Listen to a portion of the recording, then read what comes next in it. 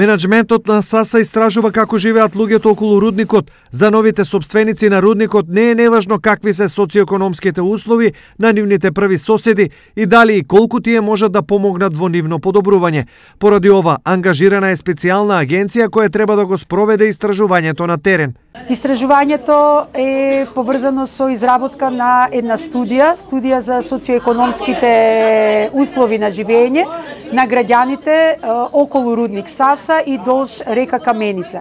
Во исто време, рудникот ќе му овозможи на овдешното население механизам за жалби и поплаки. Во тек е и формална изработка на една процедура од страна на рудник САСА, процедура за поплаки, во која ќе има излистано каква ќе биде таа процедура, на кој начин тие ќе ги доставуваат поплаките, како рудник САСА ќе ги евалуира, ќе ги оценува, ќе